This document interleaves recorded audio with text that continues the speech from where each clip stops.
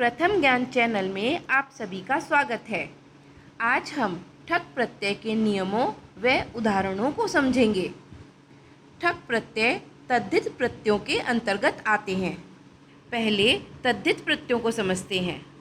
जो प्रत्यय धातुओं को छोड़कर अन्य सभी शब्दों जैसे संज्ञा, सर्वनाम, विशेषण आदि के अंत में जोड़े जाते हैं वे तद्धित प्रत्यय कहलाते हैं। इन्हें तद्धितांत शब्द या प्रत्यय भी कहते हैं, जैसे ठक प्रत्यय, तल प्रत्यय, त्व प्रत्यय, मतुप व वतुप प्रत्यय। आइए अब ठक प्रत्यय के नियमों व उदाहरणों को समझते हैं। ठक प्रत्यय का प्रयोग संबंधी अर्थ में भाववाचक संज्ञा बनाने के लिए होता है। ठक प्रत्यय का क हट जाता है अर्थात क का लोप हो जाता है तथा ठ को इक आदेश हो जाता है अर्थात ठ को हटाकर उसके स्थान पर इक आ जाता है। ठक प्रत्यय शब्दों से होता है अर्थात बनता तो शब्दों से है किंतु इससे बने शब्द विशेषण होते हैं। इन विशेषणों में लिंग, वचन, विभक्ति आदि विशेष्य के अनुसार ही होगी। ठक प्रत्यय के निर्माण में एक मुख्य नियम यह है कि शब्द का जो प्रथम अच अर्थात स्वर होगा उस स्थान पर उसका दीर्घ रूप आ जाएगा अर्थात उसकी वृद्धि हो जाएगी। अब यह देखते हैं इस अच अर्थात स्वर की वृद्धि किस प्रकार से होगी। यदि शब्द का आदि अच अ या आ हो तो आ हो जाएगा। उदाहरण देखिए, धर्म धन ठक धार्मिकम, मास धन ठक मासिकम। यहाँ धर्म शब्द में ध वर्ण ध धन अ से मिलकर बना है। धर्म शब्द में आदि स्वर अ होने के कारण अ की वृद्धि होकर वह धा में परिवर्तित हो गया।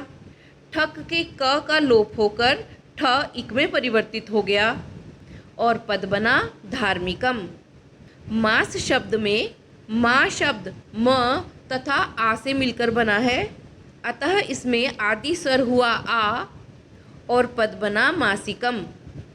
यदि शब्द का आदि अच अर्थात स्वर ई या ए हो तो उसके स्थान पर ऐ हो जाएगा।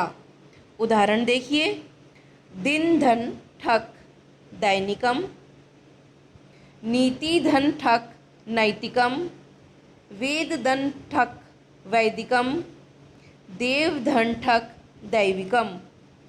दिन शब्द की छोटी ई की मात्रा, नीति शब्द के न की बड़ी ई की मात्रा, वेद व देव शब्द की ए की मात्रा ऐ में परिवर्तित हो गई तथा ठक के क का लोप होकर ठ इक में परिवर्तित हो गया और हमारे पद बने दैनिकम, नैतिकम, वैदिकम तथा दैविकम।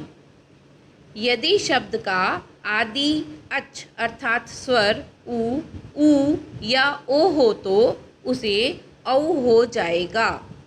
उद्योग धन ठक औद्योगिकम, भूगोल धन ठक भौगोलिकम, लोक धन ठक लौकिकम।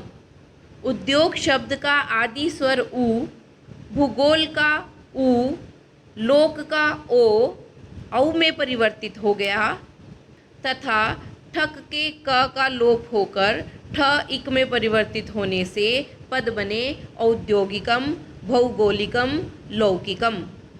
यदि शब्द का आदि अच अर्थात स्वर री हो तो उसे अर हो जाएगा। उदाहरण देखिए, कृत धन ठक कार्तिकम, वृष धन ठक वार्षिकम। कृत तथा वृष शब्द के री अर में परिवर्तित हो गए तथा अर के अ में वृद्धि होने से पद बने कार्तिकम और वार्षिकम। अब कुछ अन्य उदाहरण देखते हैं। ठक प्रत्यय के शब्द पुल्लिंग, स्त्रीलिंग व नपुंसकलिंग में पृथक पृथक बनते हैं। जैसे इतिहास शब्द में ठक प्रत्यय जोड़ने पर पुल्लिंग शब्द बनता है ऐतिहासिकः, स्त्रीलिंग ऐतिहासिकी और नपुंसकलिंग ऐतिहासिकम। इसी प्रकार से पक्षी शब्द में ठक प्रत्यय का योग होने पर पद बने पाक्षिकः, पाक्षिकी तथा पाक्षिकम। वेद धन ठक पुल्लिंग में वैदिकः, स्त्रीलिंग में वैदिकी और नपुंसक लिंग में पद बना वैदिकम। संसार धन ठक पुल्लिंग में सांसारिकः, स्त्रीलिंग में सांसारिकी और नपुंसक लिंग में पद बना सांसारिकम। सर्वभूमि धन ठक, इसमें सर्व तथा भूमि दो शब्द होने से पद बने सार्वभौमिकः, सार्वभौमिकी तथा सार्वभौमिकम। सप्ताह धन ठक साप्ताहिकः, साप्ताहिकी तथा साप्ताहिकम।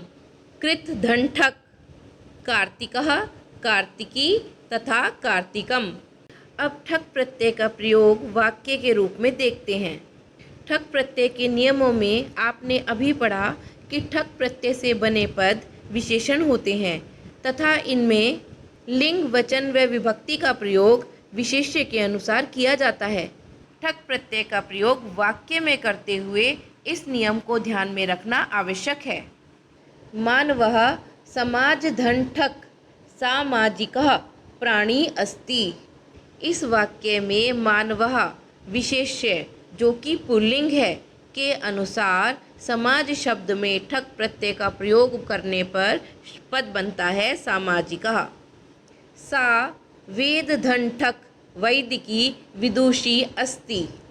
सा विशेष्य स्त्रीलिंग होने के कारण वेद शब्द में ठक प्रत्यय का योग होने पर हमारा पद बना वैदिकी।